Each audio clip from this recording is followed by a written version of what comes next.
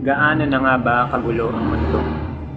Trending ngayon sa social media ang isang rider na pinatay ng sarili niyang pasahero. Ito ay single father. May isang anak at sinasabi doon na ang anak niya ay autism. Kung minsan, hindi natin mauunawaan kung bakit nangyayari yung mga ganong bagay. Pinapayagan ba ito ng Diyos? O sadyang free will lang ito ng tao? Mga kapatid, sa huling panahon, ang sabi ng Bible, ang mga taong masama ay lalong magpapakasama. At ang taong mabubuti ay lalong magpapakabuti. Kaya nga bilang tayo na naglilingkod sa Diyos, bilang nakakilala sa Panginoon, mas kailangan pa natin ipangaral ang salita niya sapagkat ang mga taong gumagawa ng masama ay tiyak wala sa kaunawaan, wala sa pagtanggap sa salita ng Diyos. Dahil ang taong makakilala sa Panginoon, maraming magagawang mabuti. Ngunit, ang taong walang pagkakilala sa Panginoon, maraming gagawing kasamaan.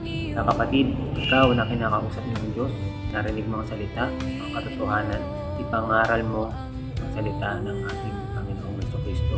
Sapagkat ang buhay na walang hanggan ang pinakamahalaga sa lahat. At ang buhay natin dito sa lupa ay pansamantala lamang. Lahat tayo ay uuwi sa Diyos. Mga kapatid, habang nabubuhay ka at may pagkakataon ka, pangaral mo si Kristo at tanggapin sila ng buong puso sa kanilang buhay. Mag-ingat ka lang. Salamat ay sa'yo.